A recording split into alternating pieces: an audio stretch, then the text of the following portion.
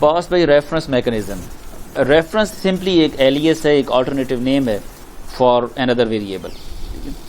जब हम एक फंक्शन के पैरामीटर को एज रेफरेंस टाइप स्पेसिफाई करते हैं तो उस वक्त हमारा जो पैरामीटर पासिंग का मैकेनिज्म होता है वो पास बाई रेफरेंस मैकेनिज्म यूज़ होता है instead of pass by value.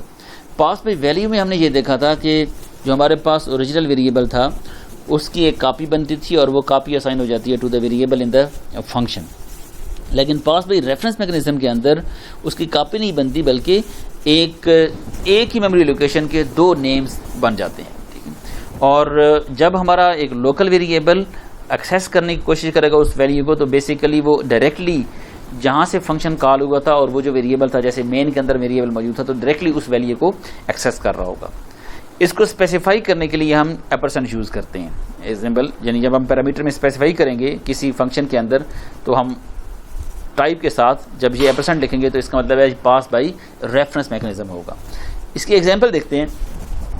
देखें हमारे पास ये मेन फंक्शन है, इसके अंदर हम एक फंक्शन कॉल कर रहे हैं चेंज नंबर और उसके पैरामीटर में ये नंबर हम पास कर रहे हैं। ये जो फंक्शन मेन के अंदर डिफाइंड है चेंज नंबर फंक्शन के अंदर हमने ये पास बाई रेफरेंस मैकेनिज्म यूज़ किया हुआ है क्योंकि इंट के साथ हमने टाइप के साथ एपरसेंट यूज़ कर लिया और ये वैल्यू वेरिएबल है जो इस लोकल फंक्शन के अंदर है।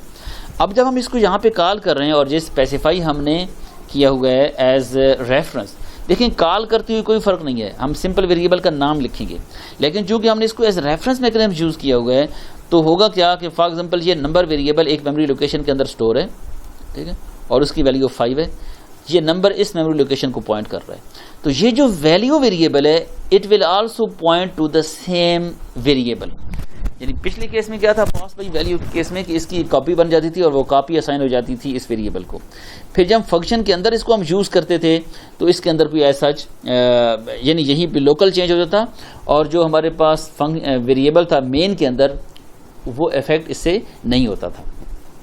लेकिन इस मैकेनिज्म में क्या है कि हमारा ये फंक्शन ये वेरिएबल जो मेन के अंदर है नंबर वो वेरिएबल और जो फंक्शन के अंदर वेरिएबल है they both will point two the same memory location.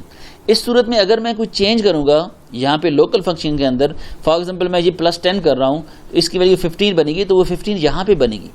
तो अब चूंकि वो एक ही मेमोरी लोकेशन थी तो इसका मतलब है जो हमारा मेन के अंदर वेरिएबल है वो भी चेंज हो जाएगा, ठीक है, because we are accessing only the one location. ये हमारे पास एक फंक्शन है लार्जर नाम का, उसके अंदर हम दो पैरामीटर्स पास कर रहे हैं, दोनों के टाइप इंटीजर है और पास बाई रेफरेंस हम यूज कर रहे हैं। ये देखिए फंक्शन के अंदर, फंक्शन की बॉडी के अंदर हमने ये दो पैरामीटर स्पेसिफाई कर दी m और n, और इन दोनों में से जो लार्जर है वो हम रिटर्न कर रहे हैं। यहाँ पे कंडीशनल स्टेटमेंट यूज की हुई है कि m ग्रेटर देन n अगर हो, if m is greater than n तो रिटर्न m करे, अदरवाइज रिटर्न क्या करे n करे। ये कंडीशनल स्टेटमेंट जो हमने ऑलरेडी पढ़ी हुई थी।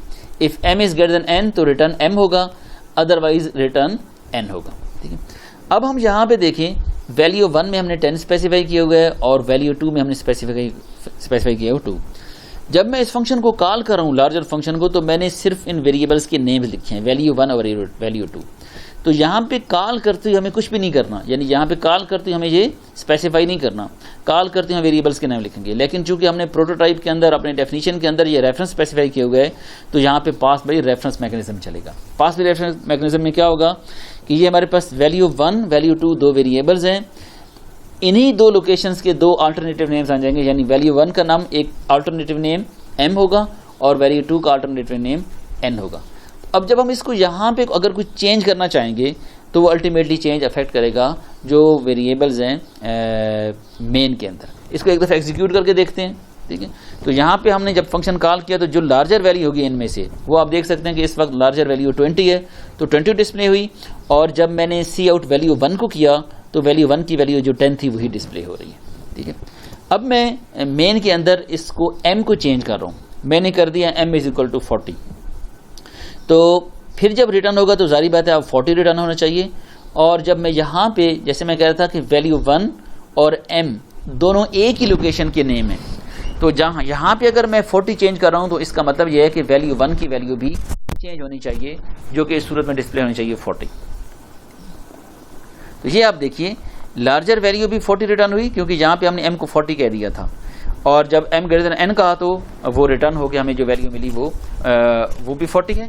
और जब वैल्यू 1 यहाँ पे डिस्प्ले किया तो इसकी जो ओरिजिनल वैल्यू थी वो चूंकि चेंज हो गई है, तो अब यहाँ पे भी 40 डिस्प्ले होगा। और ये देखने के लिए आप देख सकते हैं कि जो वैल्यू 1 का एड्रेस है और m का एड्रेस है, they both should be same, दोनों को एड्रेस सेम होंगे, तभी तो वो वहाँ पे ओरिजिनली चेंज कर रहा था। ये देखें, ये वैल्यू 1 का एड्रेस डिस्प्ले किया, ये m का एड्रेस, तो बोथ एड्रेसेस आर सेम। इसी वजह से जब हमने लोकल फंक्शन के अंदर इसको चेंज किया m को, तो चूंकि m भी इसी एक ही लोकेशन का नाम था जिस लोकेशन को वैल्यू 1 पॉइंट कर रहा था, तो वैल्यू 1 की जो वैल्यू है वो भी चेंज हो गई। अब यहाँ पे चूंकि हम जब पास बाय रेफरेंस मैकेनिज्म यूज करते हैं, अब देखिए वैल्यू 1 जो है ये ओरिजिनली प्रॉपर्टी जो है वो मेन की है, यानी कि ओरिजिनली जो डिफाइंड है वो मेन के अंदर डिफाइंड है। किसी और फंक्शन के अंदर अगर हम इसको यूज करना चाहें तो हम यूज तो कर सकें, लेकिन it should not be, the function should not be able to change the value.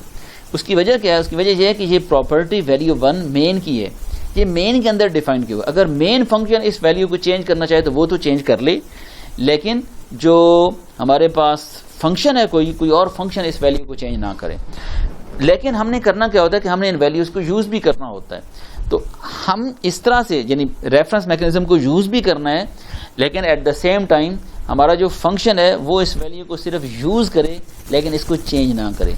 तो उसके लिए हम क्या करते हैं, we specify the constant reference parameters, यानी हम पैरामीटर्स के अंदर कांस्टेंट का कीवर्ड लिख देते हैं।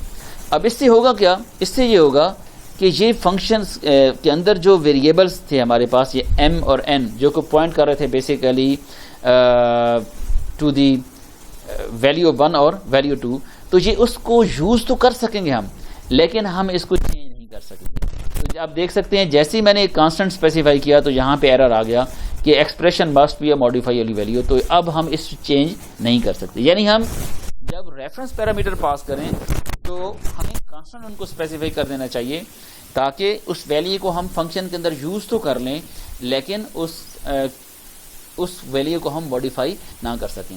ये ज़्यादा आपको क्लैरिटी आएगी जब हम इसको यूज़ करेंगे इंशाल्लाह स्ट्रक्चर्स के अंदर।